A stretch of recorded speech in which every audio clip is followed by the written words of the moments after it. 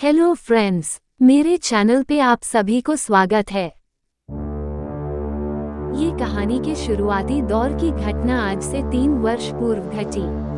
विक्रम रघुवंशी और उसका दोस्त साहिल ने अपनी एक खिलौने बनाने वाली कंपनी खोली थी।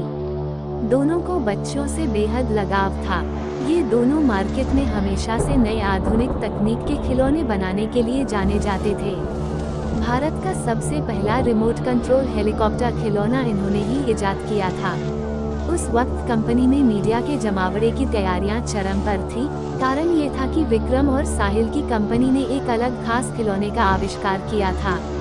इस खिलौने की खासियत ये थी कि यह खिलौना मात्र एक मामूली खिलौना नहीं बल्कि बच्चों को लुभाने का जरिया था। ये खिलौना बच्चों से बात कर सकता था। उसके सभी जवाब उस खिलौने के डेटाबेस में मौजूद रहते।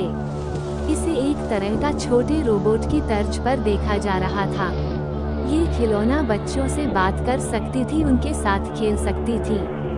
ये खिलौना वह सब काम कर सकती थी जो बच्चे अपने दोस्तों के साथ करना पसंद करते हैं, अर्थात खेलना कूदना, उनसे बातें करना। उसी दिवस विक्रम की बातें अमेरिका के एक टॉय कंपनी से बातचीत हो रही थी। विक्रम ने अपनी कंपनी के इस खिलौने के अधिकार को अमेरिका कंपनी को ऑनलाइन बेच दिया। ये बात उसने साहिल को नहीं बताई थी। अगले दिन मीडिया साहिल और विक्रम से इस खिलौने के बारे में बात कर रहे होते हैं। ये फंक्शन में वह इस खिलौने की टेक्नोलॉजी को विस्तार रूप से समझा रहे होते हैं। इस इंटरव्यू और लॉन्च इवेंट का प्रकाशन पूरे विश्व भर में हो रहा होता है। भारतीय समय अनुसार जब शाम का समय प्रगति पर था, उसी वक्त अमेरिका से एक खबर आई जिसके तहत साहिल और विक्रम की कंपनी के इस खिलौने पर चोरी का आरोप लगा। खबर के मुताबिक वो खिलौना का पेटेंट अमेरिका की टॉय कंपनी को जारी हुआ है।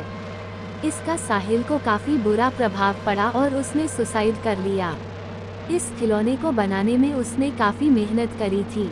वह पेशे से इंजीनियर था, लेकिन इस सदमे में वह नहीं रह पा रहा था।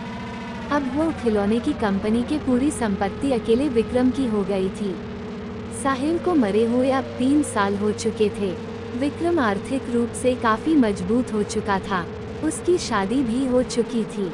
साहिल के हिस्से का भी उसने भुगतान करने को मना कर दिया था।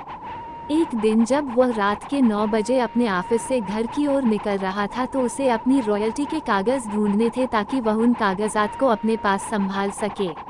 इसी कागज को दिखा के ही उसे अमेरिका की कंपनी ने रॉयल्टी देने का वायदा किया था।